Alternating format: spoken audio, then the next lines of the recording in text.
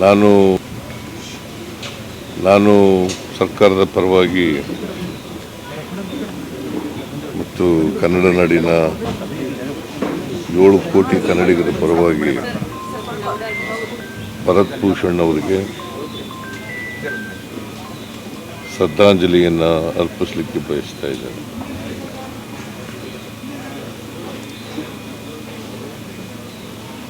ಇನ್ನು ಚಿಕ್ಕ ವಯಸ್ಸು 41 ವರ್ಷ ವಯಸ್ಸಾಗಿದ್ದು BE ಮಾಡಿದ್ದು ಮೈಸೂರಿನಲ್ಲಿ ಓದ್ದವರು SDM ಕಾಲೇಜ್ MBA ಮಾಡಿದ್ದು. ಇವರು DDPAಗೆ ಅವ್ರ ತಂದೆ ಹೆಡ್ ಆಗಿದ್ದಾರೆ.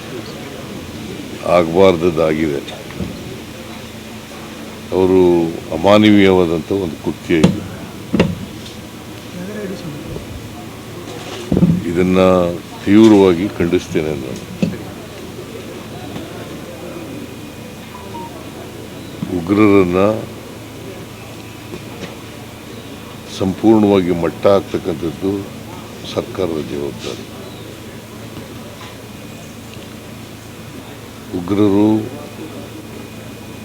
ಉಗ್ರರ ಚಟುವಟಿಕೆಗಳು ನಮ್ಮ ದೇಶದಲ್ಲಿ ಇರಬಾರ್ದು. ಯಾವುದೇ ಕಾರಣಕ್ಕೆ ಸರ್ಕಾರ ಇದರಲ್ಲಿ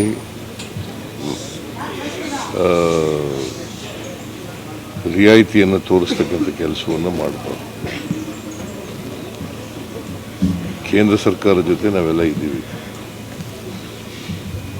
ಕೇಂದ್ರ ಸರ್ಕಾರಕ್ಕೆ ನಾನು ಒತ್ತಾಯ ಏನು ಮಾಡ್ತೀನಿ ಅಂತಂದರೆ, ಎಲ್ಲ ಉಗ್ರರನ್ನು ಕೂಡ ನಾಶಪಡಿಸ್ತಕ್ಕಂಥ ಕೆಲಸವನ್ನು ಮಾಡಬೇಕು. ಅದಕ್ಕೆ ನಮ್ಮ ಸಂಪೂರ್ಣ ಬೆಂಬಲ ಇದೆ. ಈಗ ನೋಡಿ, ಅಮಾಯಕ ಜನರು ಪಾಪ ಕಾಶ್ಮೀರಕ್ಕೆ ಹೋಗಿದ್ದವರು, ಅವ್ರನ್ನ ಹಾಡು ಹಗಲೇ ಮತ್ತು ಅವ್ರ ಹೆಂಡ್ತೀರು ಎದುರುಗಡೆನೆ ಮಗು ಕೂಡ ಇದೆ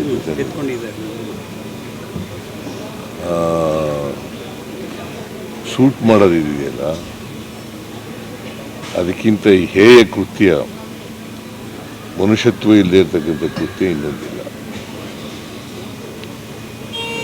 ಈ ಕೃತ್ಯವನ್ನು ನಾನು ಖಂಡಿಸಲಿಕ್ಕೆ ಬಯಸ್ತಾ ಇದ್ದೇನೆ.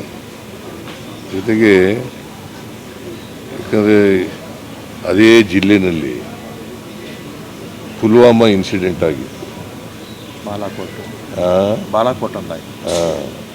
ಪುಲ್ವಾಮಾ ಇನ್ಸಿಡೆಂಟ್ ಆಗಿತ್ತು. ಅದರಲ್ಲಿ ಸುಮಾರು 40 ಜನ ಸೈನಿಕರು ಸತ್ತಿದ್ದರು ಈ ಉಗ್ರರ ದಾಳಿಗೆ. ಮತ್ತೆ ಅಲ್ಲೇ ಮರುಕಳಿಸಿದೆ. ಇನ್ನೊಂದು ಸಾರಿ ಮರುಕಳಿಸ್ತದೆ ಅಂತ ನೋಡ್ಕೋಬೇಕು. ಅವ್ರು ಎಲ್ಲೇ ಇರಲಿ, ಉಗ್ರರು ಅವರನ್ನು ಪತ್ತೆ ಹಚ್ಚಿ ದೇಶದಲ್ಲೇ ಅವ್ರನ್ನ ಇರಬಾರ್ದು. ಅವರು ದೇಶದಲ್ಲಿ, ನಮ್ಮ ದೇಶದಲ್ಲಿ ಇರಬಾರ್ದು. ಆ ರೀತಿಯಾದಂಥ ಕ್ರಮವನ್ನು ತಗೊಳ್ಬೇಕು ಅಂತೇಳಿ ಸರ್ಕಾರವನ್ನು ಒತ್ತಾಯ ಮಾಡ್ತೇನೆ. ಬಹುಶಃ ಎಲ್ಲೋ ಒಂದು ಕಡೆ ಇಂಟೆಲಿಜೆನ್ಸು ಅಲ್ಲಿ ಸರಿಯಾಗಿ ಕೆಲಸ ಮಾಡಿಲ್ಲ ಅಂತೇಳಿ ನನಗನ್ಸುತ್ತೆ. ಇದು ಇಂಟೆಲಿಜೆನ್ಸ್ ಫೇಲ್ಯೂರ್ ಕೂಡ ಇದೆ ಅಂತಕ್ಕಂಥದ್ದನ್ನು ಹೇಳಲಿಕ್ಕೆ ಬಯಸ್ತೇನೆ. ನಮ್ಮ ಸರ್ಕಾರ ಈಗ 2 ಸತ್ತಿದ್ದಾರೆ. ಇನ್ನೊಬ್ಬರು ಆಂಧ್ರದವರು, ಅವರು ಇಲ್ಲೇ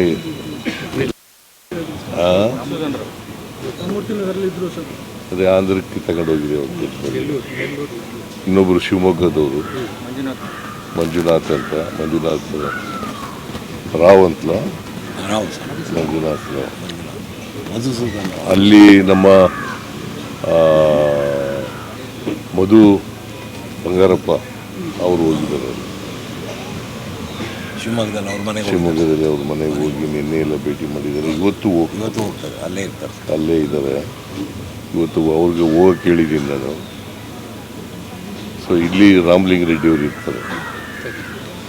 ಕ್ರಿಮೇಷನ್ನಲ್ಲಿ ರಾಮಲಿಂಗ ರೆಡ್ಡಿ ಅವರು ಸರ್ಕಾರದ ವತಿಯಿಂದ ಇರ್ತಾರೆ. ಇವ್ರಿಗೆ ಸತ್ತವರ ಕುಟುಂಬಗಳಿಗೆ ನಮ್ಮ ಸರ್ಕಾರ 10 ಲಕ್ಷ ರೂಪಾಯಿಗಳನ್ನು ಪರಿಹಾರವಾಗಿ ಕೊಡ್ತದೆ. ಯಾವಾಗಲೂ ಕೂಡ ಸರ್ಕಾರ ಅವ್ರ ಜೊತೆ ಇರ್ತದೆ ಅಂತಕ್ಕಂಥ ಮಾತುಗಳನ್ನು ಹೇಳಲಿಕ್ಕೆ ಧನ್ಯವಾದ. ಅದಕ್ಕೆ ನಾನು ಒಂದು ಅಧಿಕಾರಿಗಳ ತಂಡ ಕಳಿಸಿದೆ ಕೂಡಲೇ. ಆಮೇಲೆ ಸಂತೋಷ್ ಲಾಡ್ ಅಂತ ನಮ್ಮ ಕಾರ್ಮಿಕ ಸಚಿವರು ಅವರನ್ನು ಕೂಡ ಕೂಡಲೇ ಕಳಿಸಿದೆ. ಅವ್ರನ್ನ ಕಾಂಟ್ಯಾಕ್ಟ್ ಮಾಡಿ ಡೆಡ್ ಬಾಡಿಗಳನ್ನ ತರಬೇಕು. ಕೂಡಲೇ ಡೆಡ್ ಬಾಡಿಗಳನ್ನ ತಗೊಬಂದು ಅವ್ರ ಮನೆಗೆ ತಲುಪಿಸ್ಬೇಕು.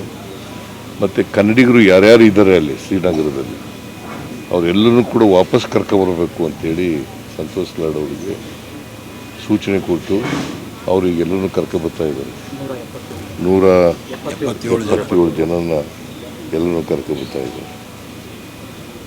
ಕನ್ನಡಿಗರು ಯಾರ್ಯಾರು ಇದ್ದಾರೆ ಅಲ್ಲಿ ಎಲ್ಲ ಕನ್ನಡಿಗರಿಗೂ ಕೂಡ ಕರ್ಕೊಬರ್ತಾ ಇದ್ರು. ಇದು ಸರ್ಕಾರದ ಜವಾಬ್ದಾರಿ, ಕರ್ತವ್ಯ. ಈ ಕೆಲಸವನ್ನು ನಾವು ಮಾಡಿದ್ದೇವೆ ಅಂತಕ್ಕಂಥ ಮಾತುಗಳನ್ನು ಹೇಳಲಿಕ್ಕೆ ಬಯಸ್ತೇನೆ. ಇದು ಇವ್ರಿಗೋಸ್ಕರ ಮಾಡಿರ್ತಕ್ಕಂಥ ಭೂಷಣ್ಗೋಸ್ಕರ, ಮಂಜುನಾಥ್ ರಾವ್ಗೋಸ್ಕರ ಅಲ್ಲ. ಇದು ಸರ್ಕಾರದ ಕರ್ತವ್ಯ, ಜವಾಬ್ದಾರಿ ಅಂತೇಳಿ ಮಾಡಿದ್ದೀವಿ. ಸೊ ಇದು ಮತ್ತೆ ಕೇಂದ್ರ ಸರ್ಕಾರ ಈಗ ಕೆಲವು ಕ್ರಮಗಳನ್ನು ತಗೊಂಡಿದೆ.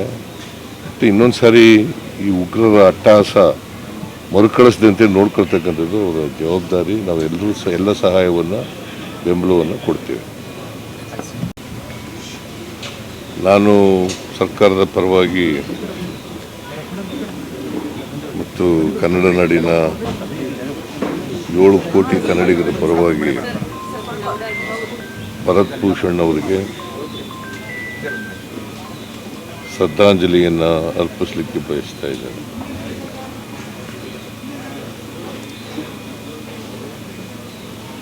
ಇನ್ನು ಚಿಕ್ಕ ವಯಸ್ಸು,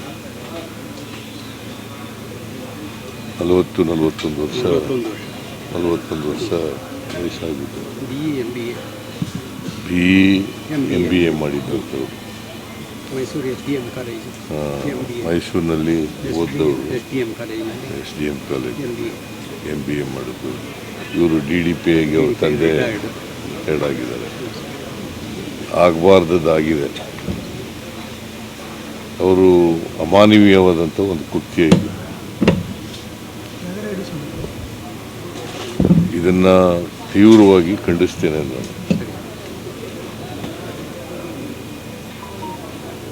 ಉಗ್ರರನ್ನು ಸಂಪೂರ್ಣವಾಗಿ ಮಟ್ಟ ಹಾಕ್ತಕ್ಕಂಥದ್ದು ಸರ್ಕಾರದ ಜವಾಬ್ದಾರಿ.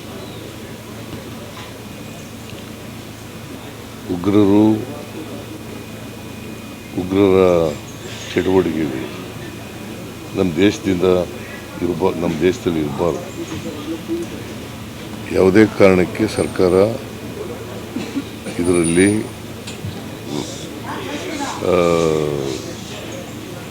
ರಿಯಾಯಿತಿಯನ್ನು ತೋರಿಸ್ತಕ್ಕಂಥ ಕೆಲಸವನ್ನು ಮಾಡಬಾರ್ದು. ಕೇಂದ್ರ ಸರ್ಕಾರದ ಜೊತೆ ನಾವೆಲ್ಲ ಇದ್ದೀವಿ. ಕೇಂದ್ರ ಸರ್ಕಾರಕ್ಕೆ ನಾನು ಒತ್ತಾಯ ಏನು ಮಾಡ್ತೀನಿ ಅಂತಂದರೆ, ಎಲ್ಲ ಉಗ್ರರನ್ನು ಕೂಡ ನಾಶಪಡಿಸ್ತಕ್ಕಂಥ ಕೆಲಸವನ್ನು ಮಾಡಬೇಕು. ಅದಕ್ಕೆ ನಮ್ಮ ಸಂಪೂರ್ಣ ಬೆಂಬಲ ಇದೆ. ಈಗ ನೋಡಿ, ಅಮಾಯಕ ಜನರು ಪಾಪ ಕಾಶ್ಮೀರಕ್ಕೆ ಹೋಗಿದ್ದವರು, ಅವ್ರನ್ನ ಆಡೋ ಹಗಲೇ ಮತ್ತು ಅವ್ರ ಹೆಂಡ್ತೀರು ಎದುರುಗಡೆನೆ ಮಗು ಕೂಡ ಇದೆ ಜೊತೆ.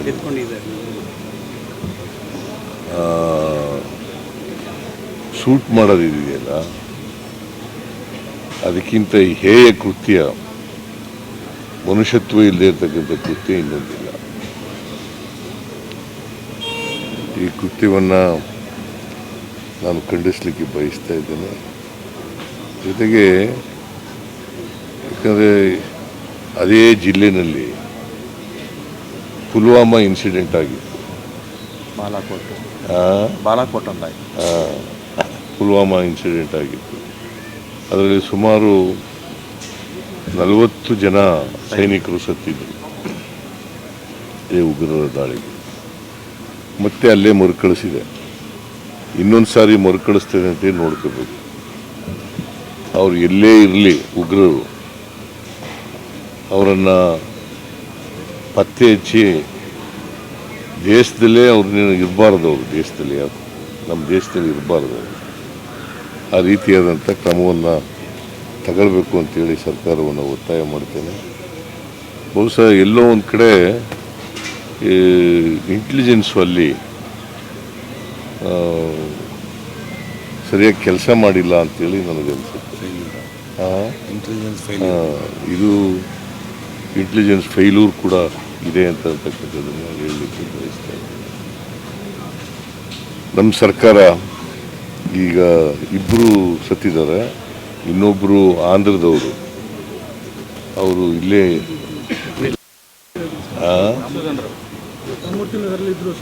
ಅದೇ ಆಂಧ್ರಕ್ಕೆ ತಗೊಂಡೋಗಿದೆ ಅವರು.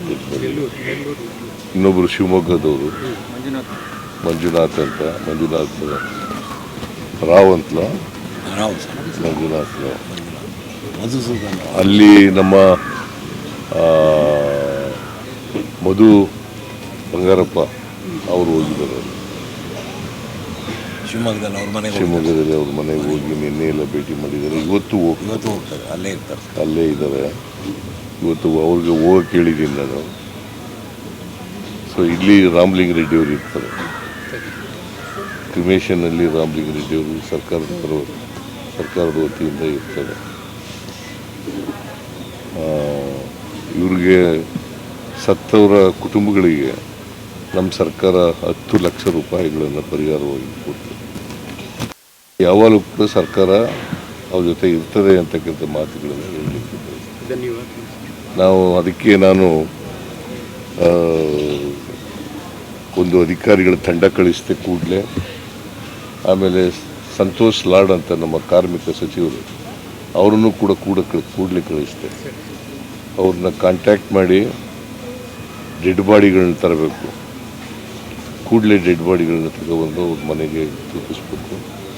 ಮತ್ತು ಕನ್ನಡಿಗರು ಯಾರ್ಯಾರು ಇದ್ದಾರೆ ಅಲ್ಲಿ ಶ್ರೀನಗರದಲ್ಲಿ ಅವರೆಲ್ಲರೂ ಕೂಡ ವಾಪಸ್ ಕರ್ಕೊಬರಬೇಕು ಅಂತೇಳಿ ಸಂತೋಷ್ ಲಾಡ್ ಅವರಿಗೆ ಸೂಚನೆ ಕೊಟ್ಟು ಅವರಿಗೆಲ್ಲರೂ ಕರ್ಕೊಬರ್ತಾ ಇದ್ದಾರೆ.